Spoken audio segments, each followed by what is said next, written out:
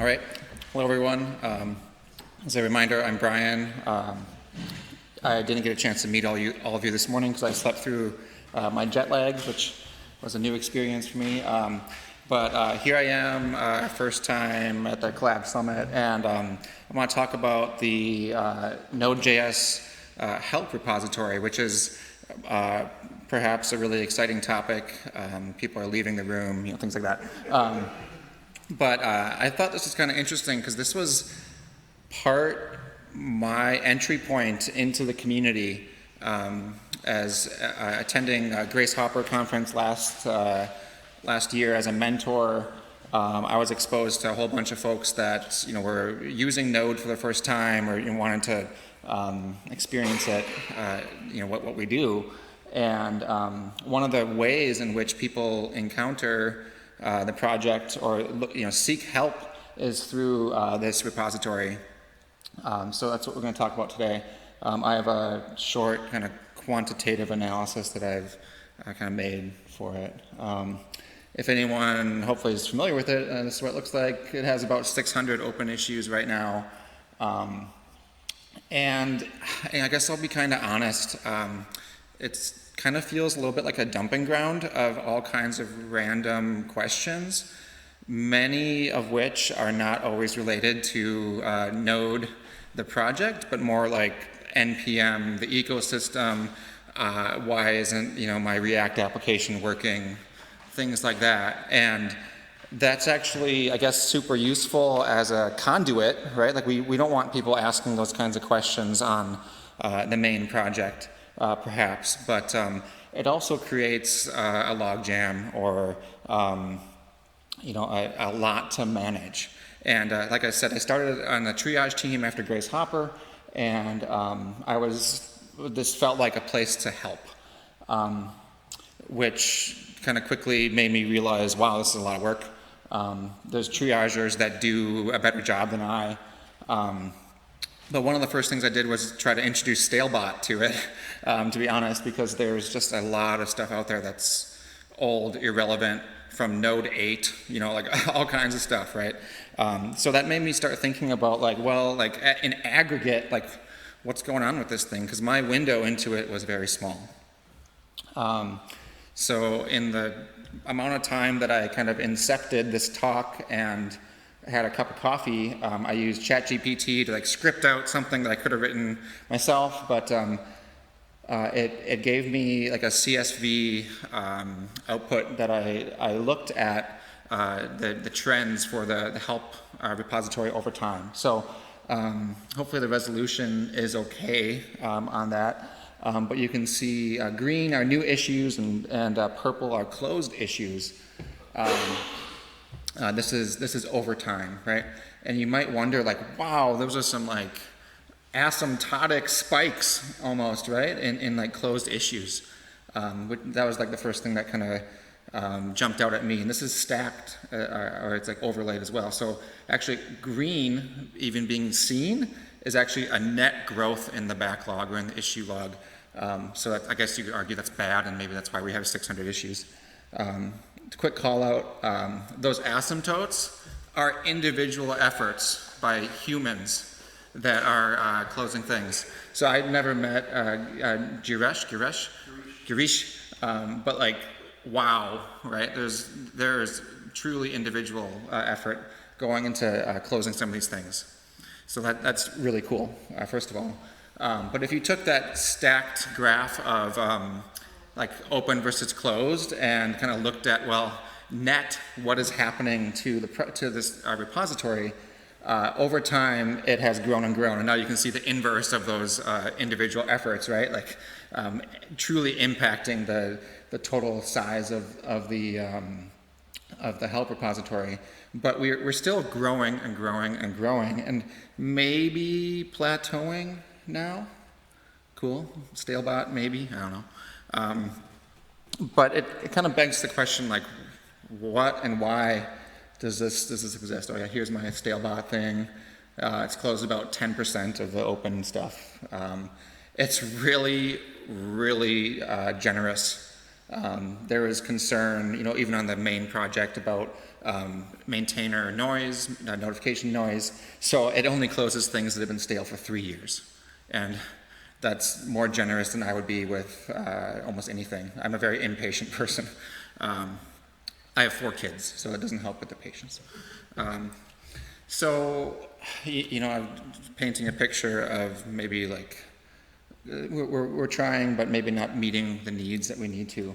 So, like, I really wonder, like, are people getting the help that they need to, like, through this vehicle, in the way that we have it today? And I only have a limited, kind of viewport of what has happened. So I'm hoping we can have a discussion about it soon. But really, I wonder if people are getting timely help. There are 135 issues with no comments, so no one has responded. Maybe the question is so strange that it's hard to even know what to do. But I think the important thing that we need to value is like timely engagement with them. And that's a two-way street, right? Like, we need to be there and show up as project members and triage team and whatever to respond. But I think we should also expect the community members to meet us. It has to be a reciprocal relationship. So what I would, I guess, propose a couple different options would be that we really do need to emphasize that timely. That timely action. So it still remains like a great resource in my mind to have a place for people to ask almost any kind of question in our entire ecosystem. But one of my ideas, I guess, is to really trim down that really large grace period right now, which is 3 years, and get it maybe stepwise into a range that is more palatable for everyone. We should be rewarding people that are responding to our own questions, right? And like those threads can stay open for as long as they need to, but there needs to be some sort of reciprocity. Like I said, people need to actually care enough to respond in both directions. So I think that this would help impact that size, that like 600 some closures, and the reason why I'd want to do it stepwise is to again reduce that noise. Maybe people don't care. I don't know, but we tried to dial that in so it wasn't so noisy when we added Stalebot. So this would be like a couple pull requests to chunk out all those closures, because there's going to be a number of them. If we went right down to 3 months or 6 months, it's going to be hundreds more, and that might matter to inbox 0 kind of people. So that's one idea. Another one, I guess, is to emphasize or further emphasize resources that have kind of emerged or are emerging in the ecosystem. Like, we already have a lot of things out there like chat, like Slack. People will ask random questions, and sometimes it's useful or not. But things like Copilot or ChatGPT, depending on how much you trust that output, it is a newer resource that's in the landscape that could be helping with some of those random React questions, or like, hey, why isn't this working? Well, it has nothing to do with Node. Have you tried this kind of stuff? So I think that there's opportunity to emphasize those kinds of resources too, like whether it's in the issue templates themselves or the readmes, and just try to divert people to these other resources that are out there besides this one place. So that's all I have. But like, I think about a vision of that help repository being so clean that the volume of questions that come in are low enough that we could actually give it the attention that it deserves. And that's not to diminish what people do today. There's a lot of good work in there, but I still feel like there's opportunity just as a more newer kind of outsider looking in. So that's all I have. I think there is a discussion period planned. Thank you, Claudio, for doing that. I don't know if anyone wants to carry on that conversation in the other room or have it here. I'm happy to do that too. But yeah, thank you.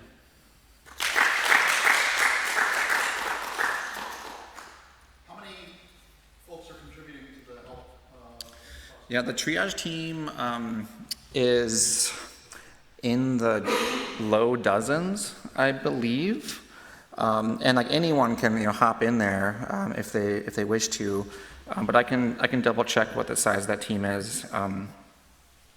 And I know that there are some folks that are far more active in there than others. So probably a recurring theme is to always look at that. Okay, so there's 14 members in the triage team, 14. So not as high as I thought.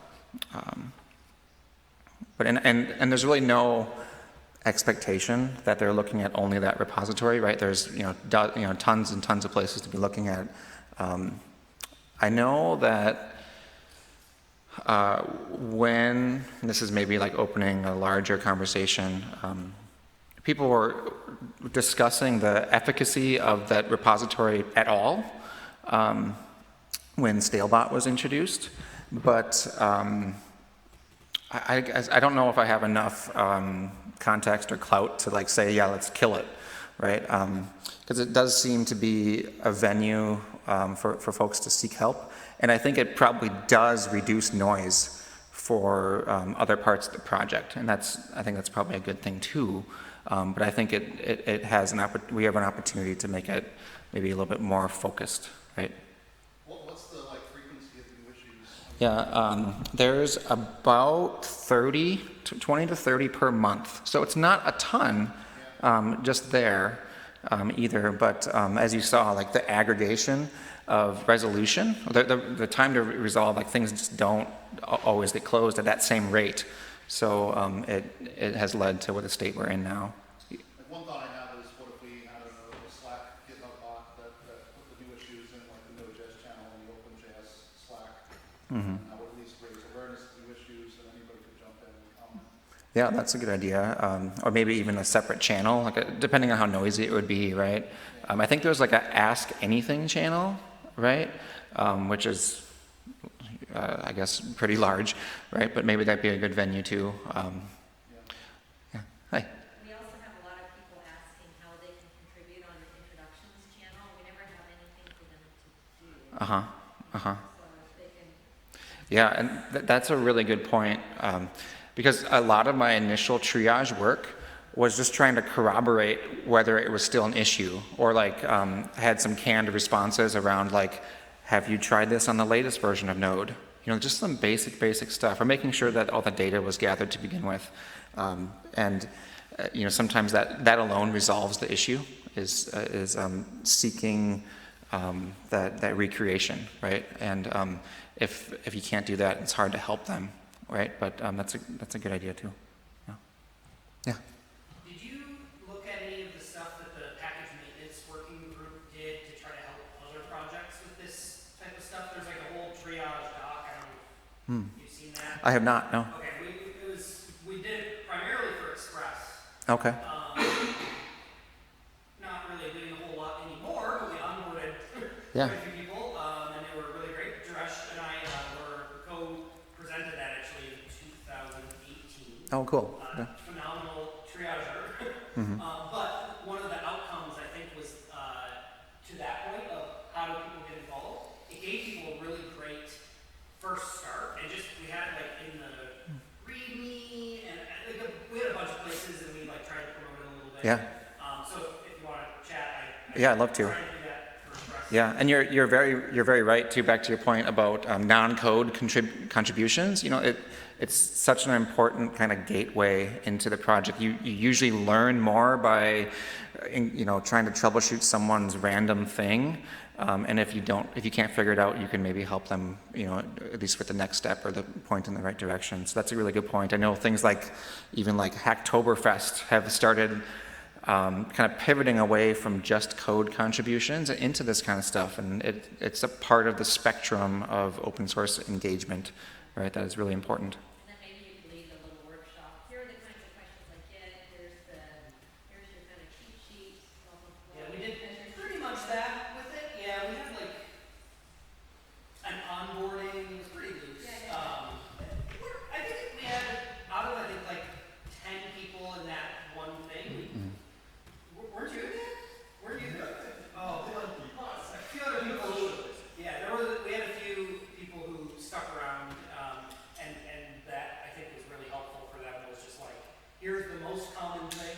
Yeah. and here is the canned answer. Uh-huh. You might need to dig in or whatever, and it worked pretty well. That's And cool. Like over a the years that- like a run book for triagers. Or, yeah, Yeah, it was basically case A, B, C, Mhm. and if you don't know, ping someone else, and there are millions of people that want to keep talking. Yeah. Yeah. I was gonna ask, I'm looking through this, it seems like there's like 360 issues with no labels.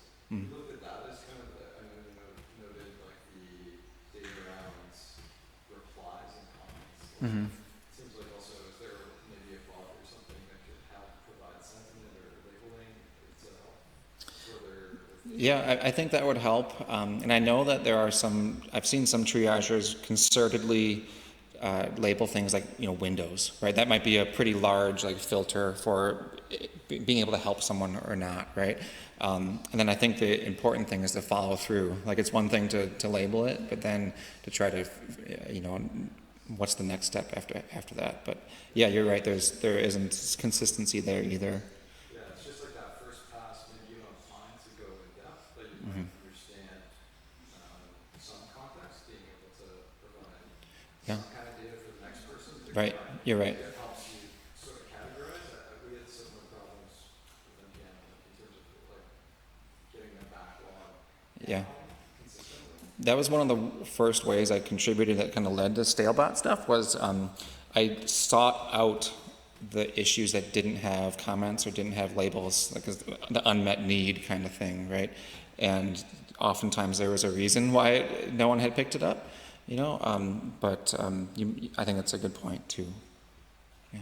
To your point about like AI or something like that, being able to run some kind of bot on a weekly basis or something to do sentiment, find all the unlabeled Mm-hmm. issues, potentially try to scrape any kind of context and provide automated labeling potentially to help with Yeah. a bit of that kind of categorizing. And I feel like a lot of this is more possible if we declare issue bankruptcy a little bit, right? Or if we clear out some of that older stuff, we can more tightly focus on anything new that's kind of coming through intake, and we can try to correct the ship there. Have you had pushback? Have you proposed that? No, I have not. Everyone was pretty cool with the initial Stalebot automation. I mean, it was a year ago, but I haven't revisited that topic since then.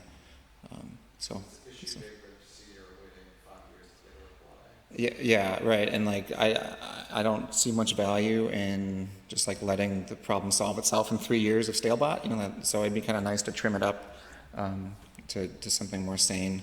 I don't think it's a lot to ask to expect people to respond. If they're asking a question, you think they'd be invested in responses. They should be getting emails and notifications, and if they're not, then they're probably not set up for success already. So yeah. All right, cool. Well, good discussion. I'll try to capture some of these notes and then add some proposals to that repository. So thanks again.